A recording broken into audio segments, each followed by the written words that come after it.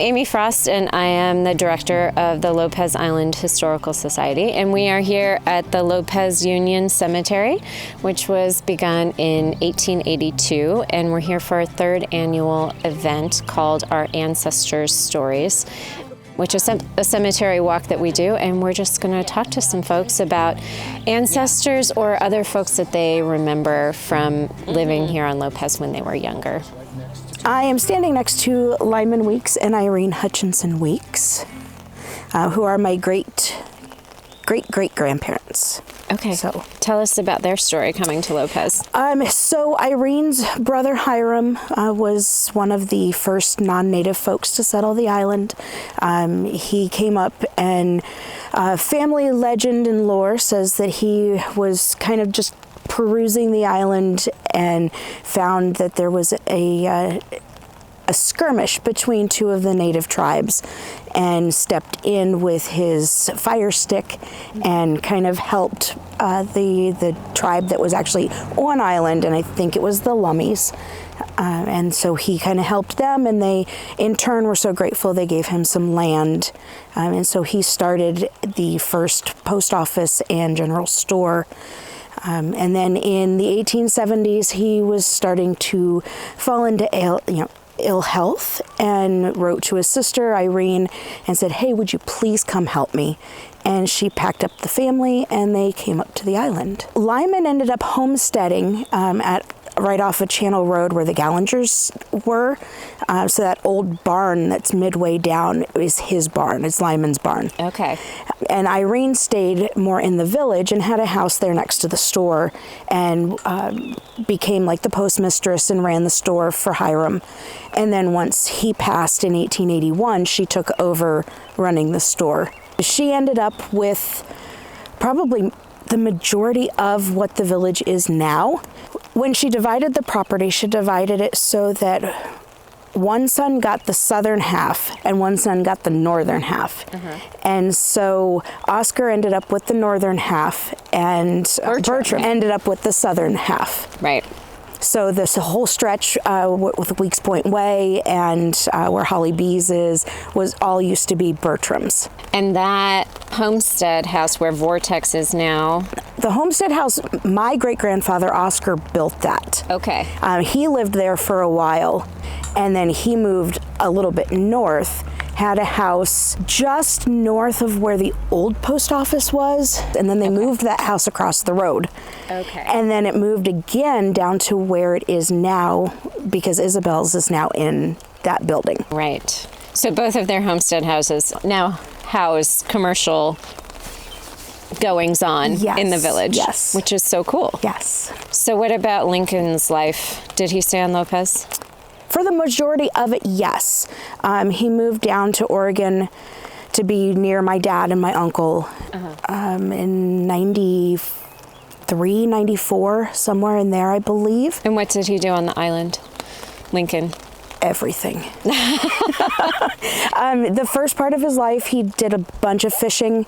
When he was a teenager, he helped run the post bags with his dad back and forth to Friday Harbor, and made all the runs in the skiffs and everything like that. And then he worked on the salmon traps for the Troxels. And then once my dad came along, he started farming. So they started farming where? They farmed down on the south end, Davis Bay. After Ernest passed, Mabel sold the ranch to Lincoln and Lenore. And Lenore being her daughter? Lenore being her daughter, yes. Okay. Lenore passed on in 64. Oh, okay. And then my dad was back and forth between college and the Army and fishing, and finally could not, my grandfather just couldn't run the ranch by himself. And so Larry Cochran actually worked with my grandfather while my dad was, at school or in the Army. And it got just too much for my grandfather to deal with by himself, pretty much. They had a dairy. They did, yeah. They had a dairy, they had hogs, they had sheep. Okay. Doing it all. They did it all. So then they sold that ranch to the Hodemakers? He did. He sold it all to the Hodemakers. In 1971, and they've had it ever since. And they've had it ever since. Which is also very cool. Yeah.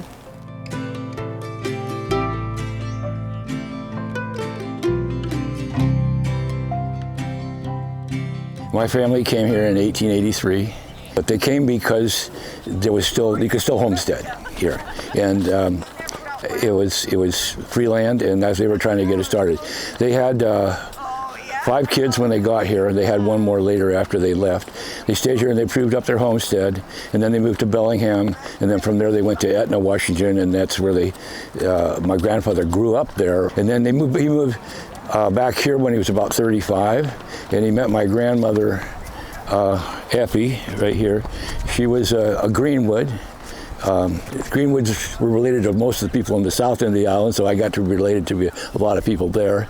And the Cochrans, my grandfather's oldest sister, and she had a bunch of kids, and they had a bunch of kids, and so by the time I came along, I was related to half of the island. So I didn't date local girls. Well, they would go out with me to a dance or something, but they were all my cousins, and there was no romance involved. So anyway, it wasn't a lot of fun.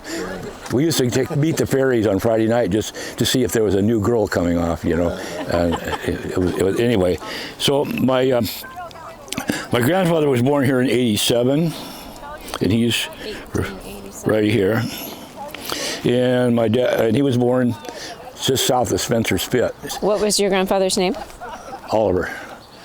My great-grandfather was Edward. If you go over, there's a plaque on the Port Stanley School, and it's a Corcoran. That should be Cochrane. Oh. He was the school teacher. So we had 3 generations born on the island. My oldest son and his son were both born in Friday Harbor. So 5 generations born in the county, 6 generations that lived in the county so far. Consequently, growing up here, I knew everybody.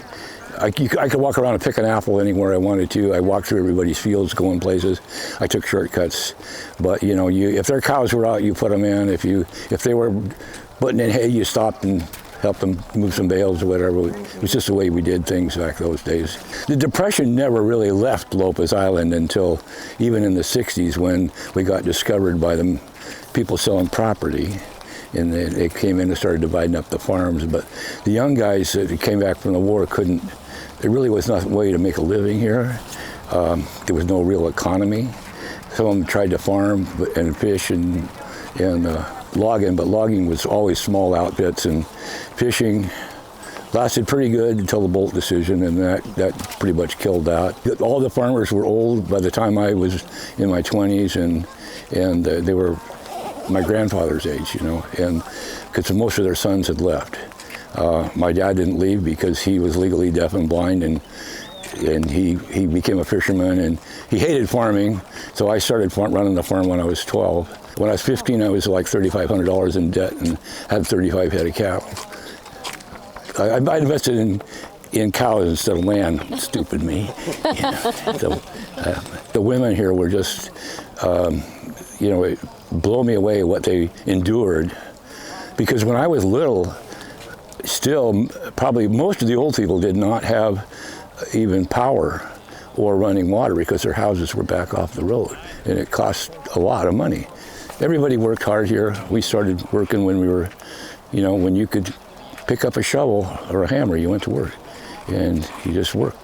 This is a great place to grow up. I mean, you could we'd get on our bikes and ride all over the island. Once in a while, a car would go by. The whole thing, this wave, I'll tell you a story about the wave. People always talk about the wave.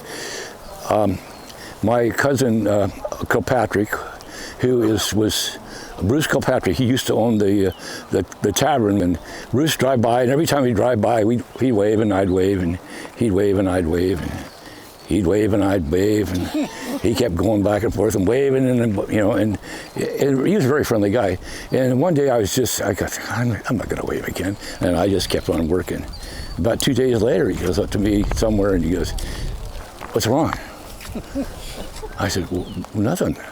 He said, "Well, you didn't wave." "Well, I'm sorry, you got to wave, But see, you knew everybody. And you knew you knew almost everything about them. You knew about their kids, about their parents. You knew a lot of some of their bad stuff and some of the good stuff. And everybody was just accepted. You treated all the older people with respect.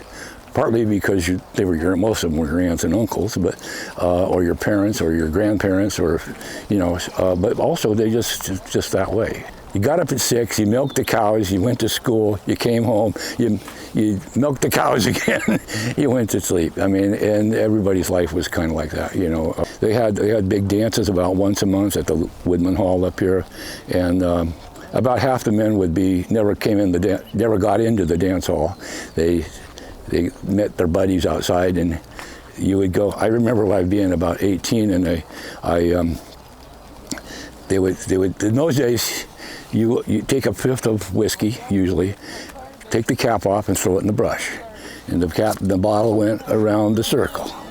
So we're all in the circle here. So I slipped into the circle. And here comes the bottle, and you go, and then you look to see if anybody noticed. Some of them would kind of go,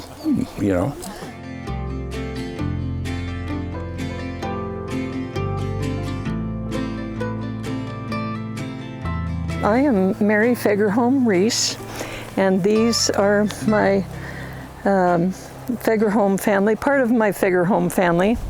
And we'll start with my great-grandparents, Philip and Maria Fagerholm. And Philip came to Washington in 1887 from the Åland Islands between Stockholm and Helsinki. And he came and he worked in a mill in Port Townsend, and then he sent for his bride, who was 9 years older, and she was a nanny and housekeeper in the village they lived in. They got married in Port Townsend in 1890 and came up to Lopez and homesteaded 167.5 acres down on the way to Watmau. They had 5 children here.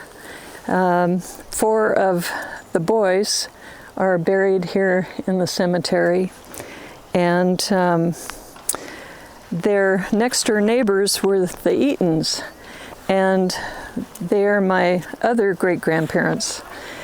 Mary Eaton was the daughter of Charles and Mary Brown, and she's Mary Jane, and I'm Mary Jane, and then also all of us named after Mary Jane Brown. She homesteaded her own 40 acres down on the corner of Mud Bay Road and Alec Bay Road, and she and the neighbors put up the house that's still there, and it has a noticeable, beautiful rock chimney on the outside. When Philip came over, he fished and he grew produce, and the apple trees that he planted are still producing different varieties of apples.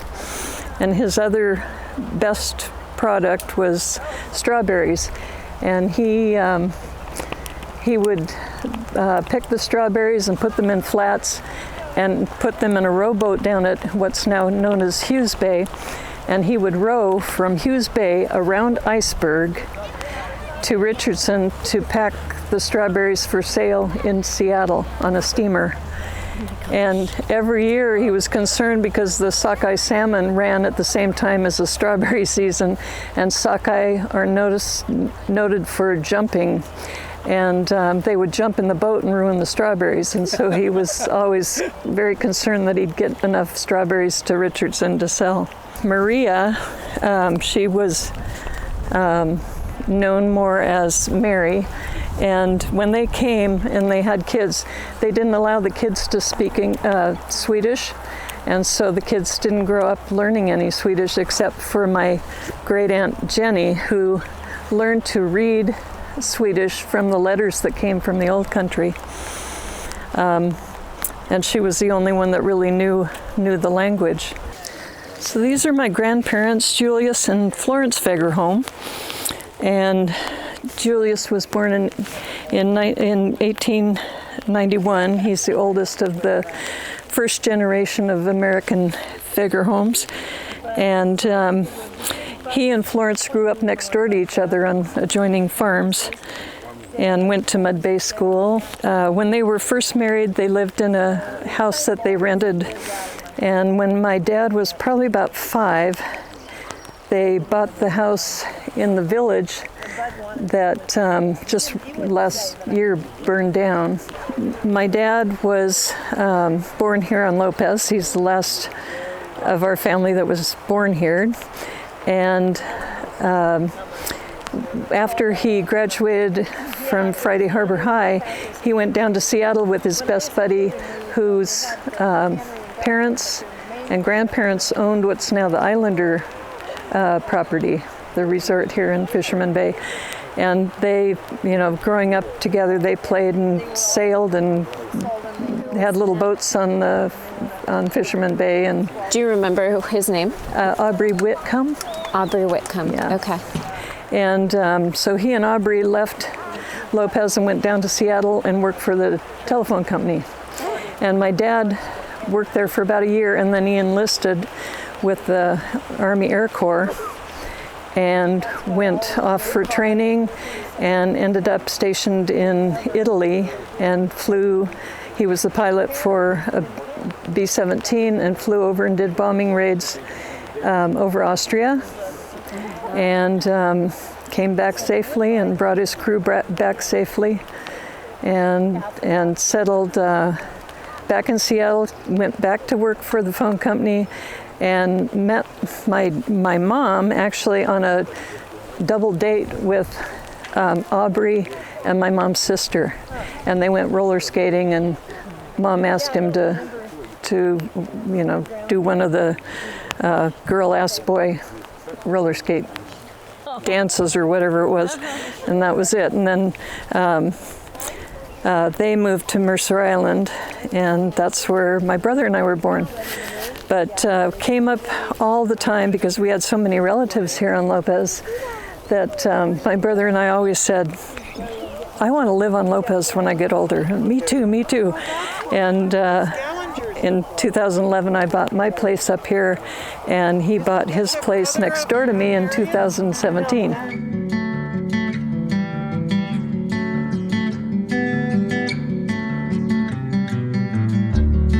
My name is Joe Schwankel. My grandparents were Cliff and Vera Mae Lowry. And they're buried right here, and they lived... They're at Richardson, and one of the things that kind of really stood out, my wife and I were married in that church right over here in 1979. We lived here from about 1978 through about 1980, and many of that era of early 1900s, the women, the widows were still alive. And one thing about the island, which I'm sure you've heard of many times, is that it's kind of this neighborly community thing that happens. And so when we came in, we occupied the abandoned house, basically, that was built in 1906 of my parents. We lived there. And the widows, Eva Higgins and Ann Hodgson, were still alive. We're young people several generations beyond them, and yet they still were so neighborly and so welcoming in the community. It was one of the things about this island that I think you have to recognize. Mm-hmm. And it was really cool to see that. Mm-hmm. And they were great. And so they carried on. It's kind of like that pioneer spirit almost, if you will. They were from the early 1900s, but still, that sense of community is something that was a natural thing that they did. Mm-hmm. It wasn't for show, or it was just who they were. Mm-hmm. And besides that, they were hilarious. They had a great sense of humor. We have a photograph of, I think it's Ginny, in the museum. Yep. Of her standing on Richardson Road during World War II. Uh-huh. Right. And it says that she was watching for planes. Well, they did that. They had watchers. So it was like coast watchers, it was kind of this auxiliary civilian thing, right? Mm-hmm. So here's that 1906 house. Oh my gosh. And these are the two girls. Uh-huh. And this house still stands inside the remodeled house that was remodeled in 1987. What's interesting is I'm undertaking repairs on the stuff that was added to it in the 80s and 90s. The interior ceiling, floors, and the wall structure is that original fir from 1906. No problem with it. Isn't that funny? Yeah. Yeah, so it's the new stuff that's falling apart. That's rotting. Yeah, but you can see the structure of this building. This is a very common house. Right next to them is the Jennison House, which had the original Jennison House kind of looks somewhat like that as well.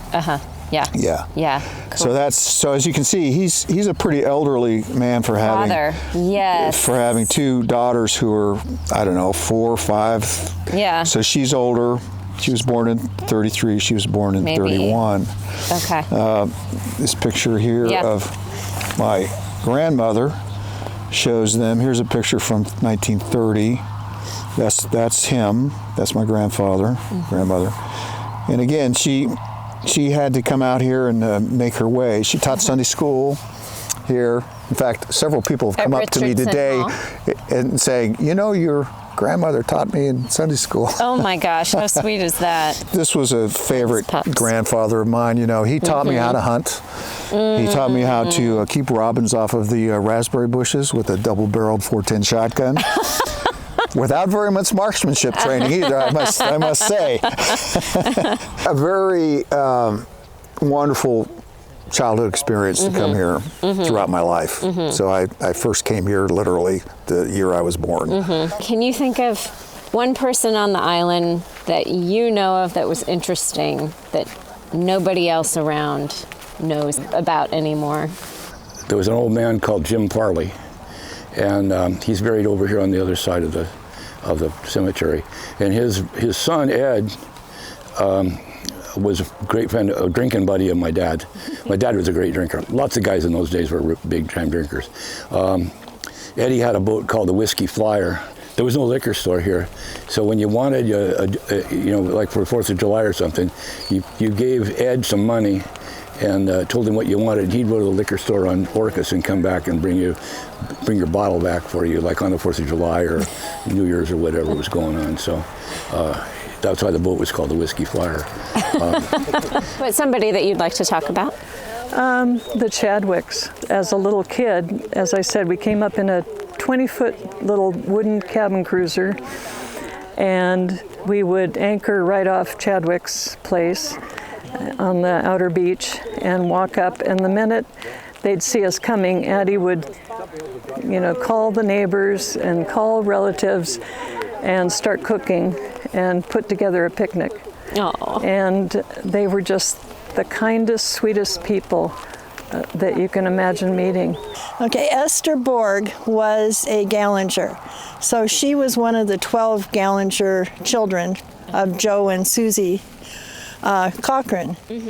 And she was probably the 5th or 6th down the road of the 12, I'm not too sure. And she was a real character. I mean, she was to me, she was really good, because when my parents would travel a lot and I'd stay with her, and so I got to know her really, really well. She could cuss pretty good too.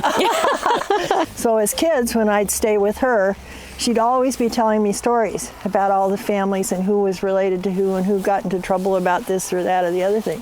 So I got a really good education from her, where nobody else would ever tell young kids all this stuff. So it was kind of cool at that point. And Jean Bartholomew on the south end had that same thing, where she was the one that would always tell us kids stories and things that our parents would not have any way, that they were trying to protect us, I guess, from the realities of life. And she had a library of all sorts of books and stuff. And that was another thing. As a kid, she let me read anything that she had. So she had all sorts of books around, and I think I was only like 10 or 11 when she gave me the Margaret Mitchell's Civil War book. I can't think of the name of it now. Oh yeah. So it was good education for me and everything, but whereas my parents were more like any of the adult books, it was sort of different. everybody knew Esther, and she knew everybody and everything about everybody. She's got a recipe in the cookbook, the Lopez Island cookbook, for head cheese. Right, yeah. And then you take the teeth and the hair out. Yeah, you scrub the teeth and the hair and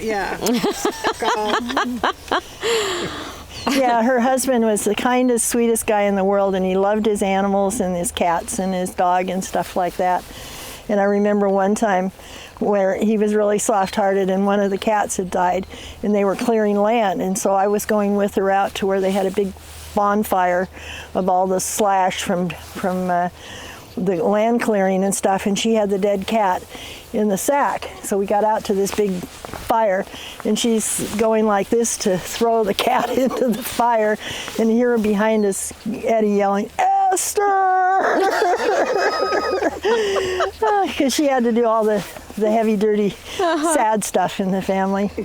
Eva Higgins, Esther Borg, they were both instrumental to the founding of the Historical Society. And Gertrude Bodie was another. Yes. Do you remember Gertrude? Absolutely. Spent some time at her house. And she kind of sparked that. My grandfather did too. He talked a lot about, artifacts that he found, and he had for a while there, he had a sea anchor, the smooth stone with a hole drilled in the middle of it. And I keep looking for that thing to this very day. Like maybe it's under the barn someplace. I don't know. It could be at the museum. But Gertrude had a lot of artifacts, obviously. Yeah. And she was a wealth of information. And the other thing about them too is that they all had a sense of the natural history stuff too. So I remember one of those ladies, I don't remember which one, maybe it was Gertrude, she said, well, pull up that rock on the beach. I was a kid, you pull it up and there's the little crabs, She goes, now you gotta be careful, you gotta put the rocks back. So this is interesting to me, that they kind of instilled in us this sense of, hey, this is a beautiful natural place. There's a way to look at these animals, and without hurting them. Yeah. Pretty cool.